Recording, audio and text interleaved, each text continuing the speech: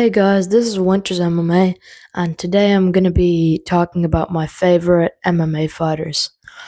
I'm going to keep it specific to the UFC today, just, to narrow it down a bit.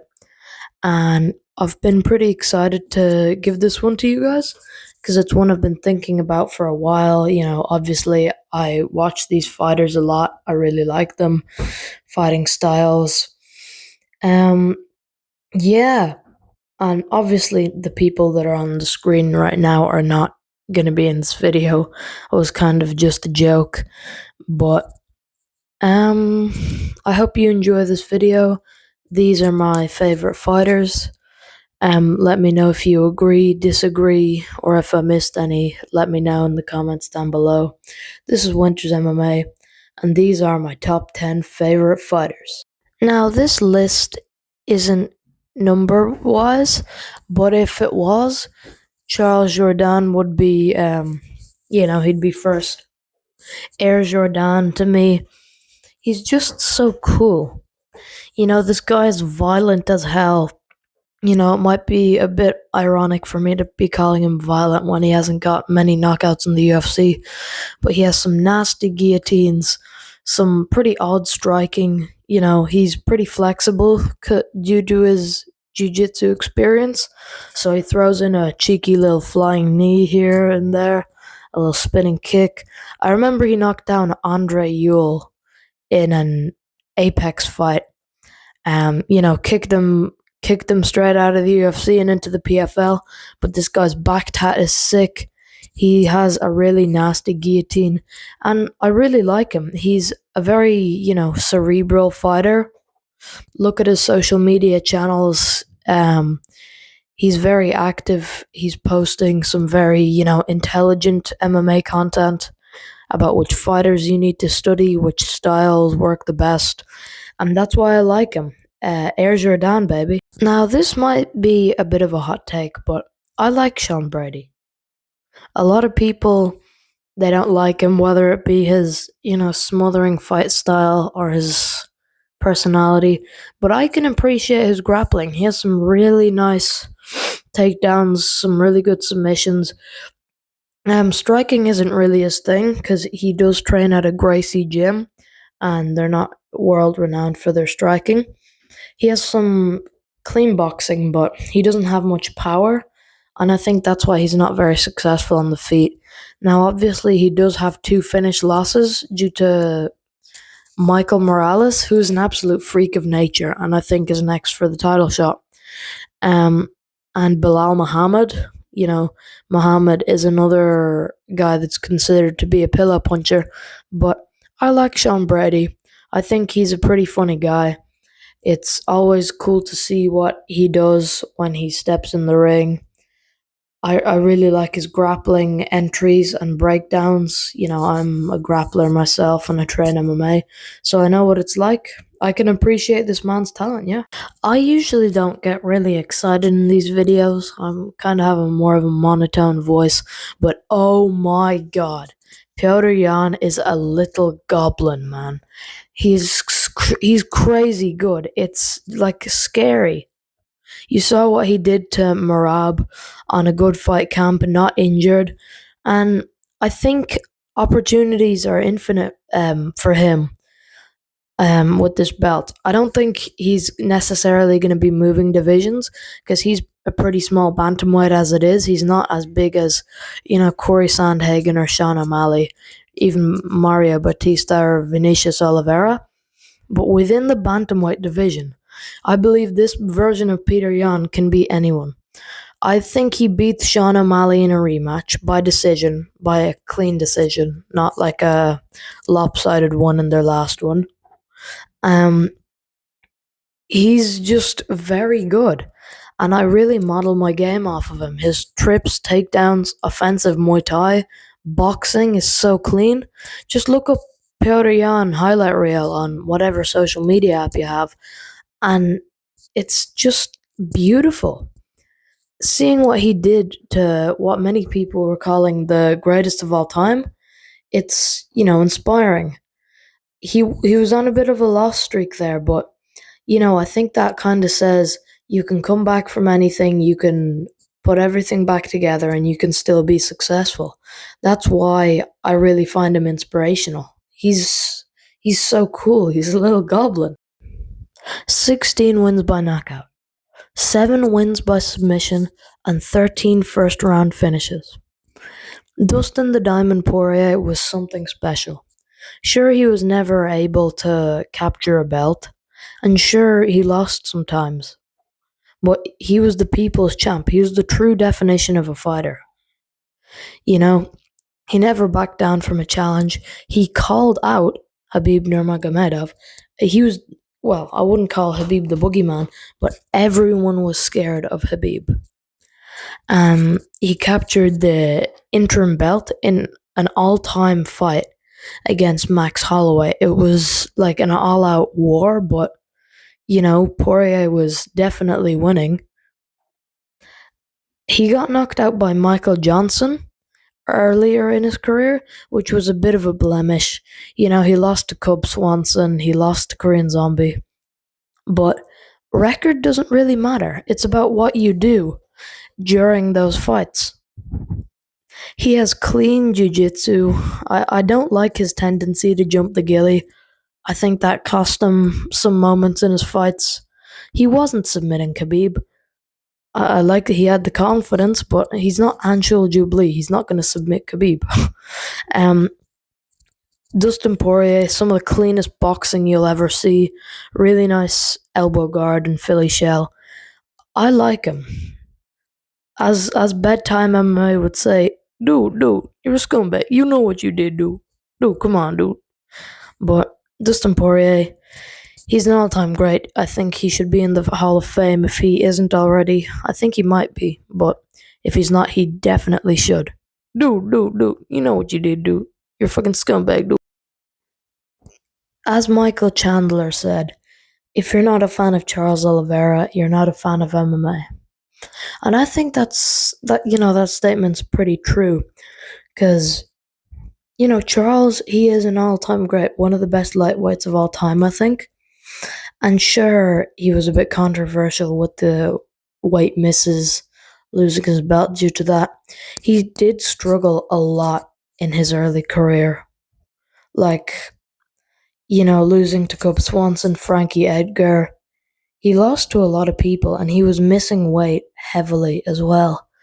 So, his last loss before his win streak in 2019 was to Paul Felder. It was a pretty bad one.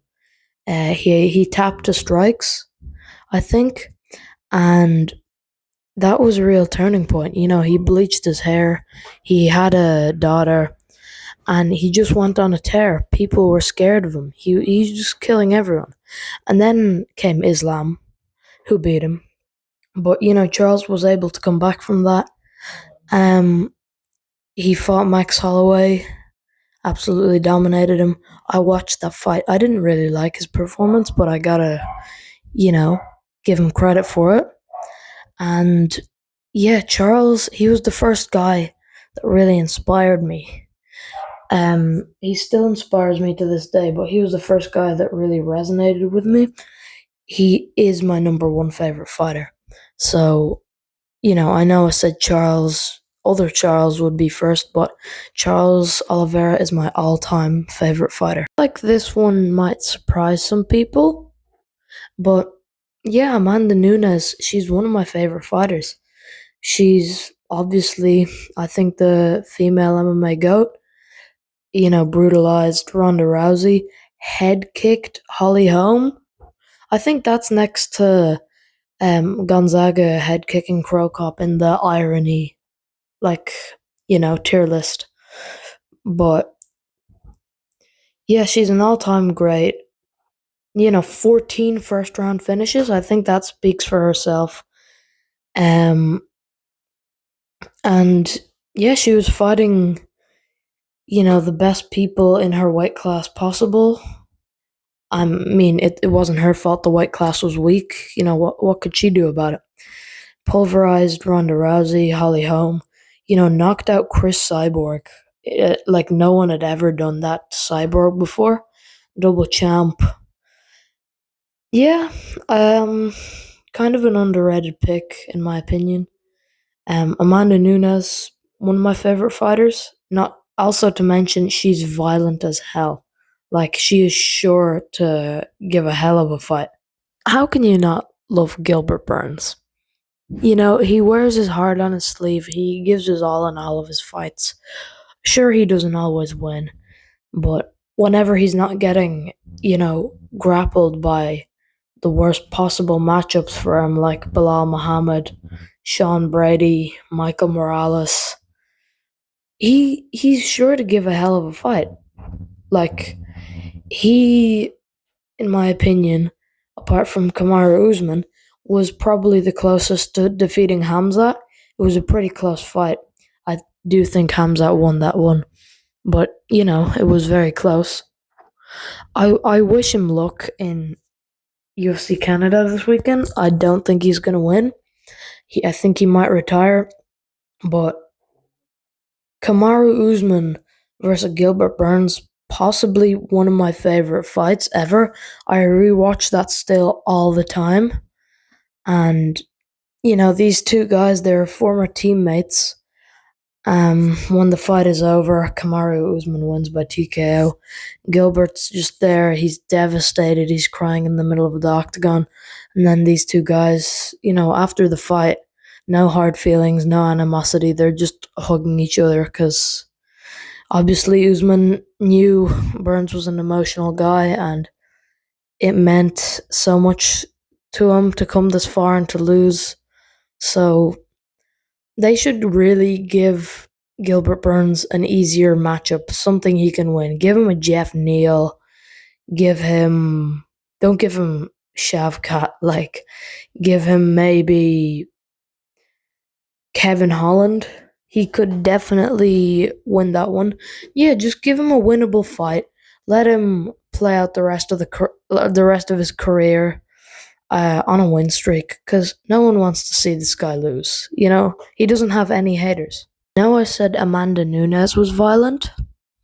You don't know nothing about Carlos Condit.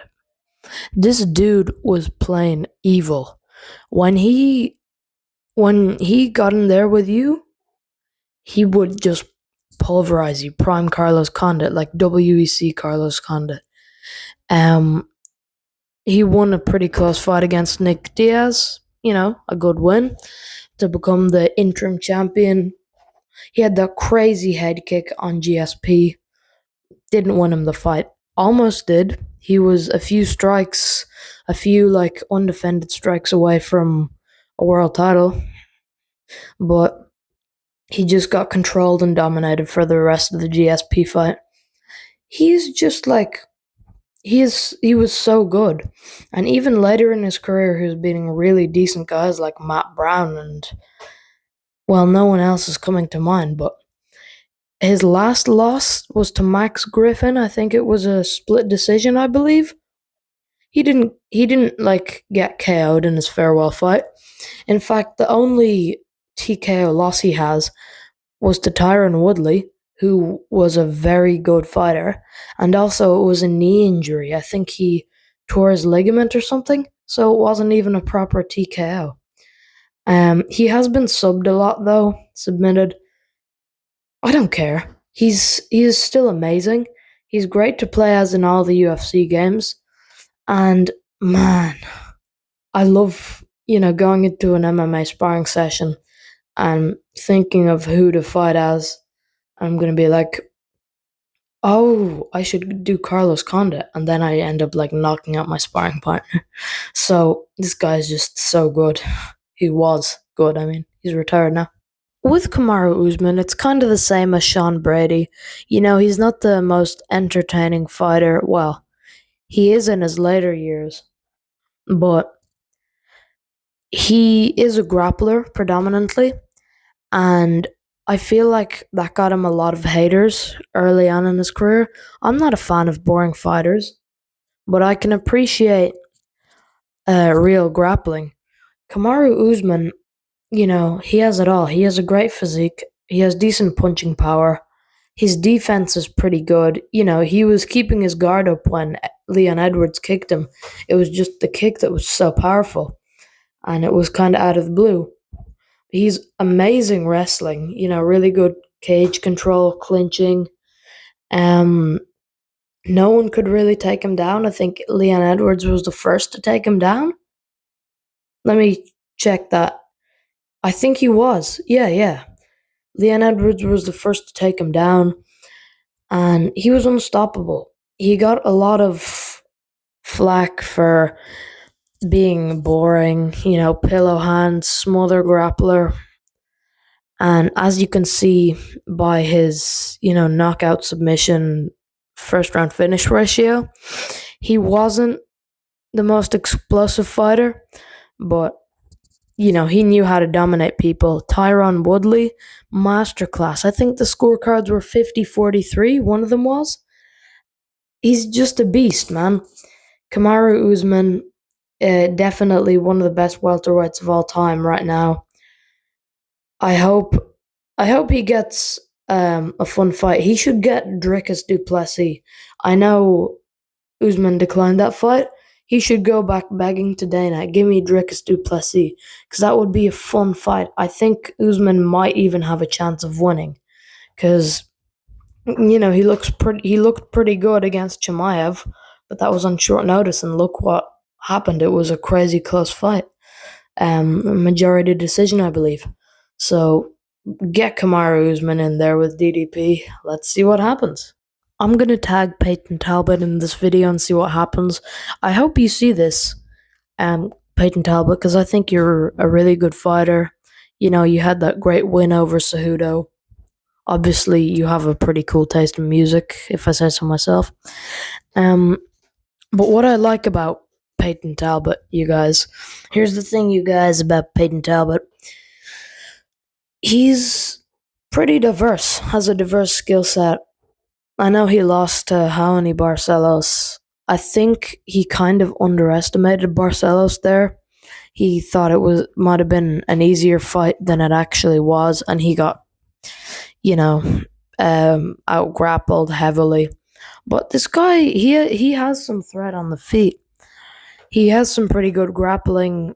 He could hang in there with Cejudo, which, was obviously a big step up from Raoni Barcelos, even if Cejudo was coming off a layoff or a lost streak or not.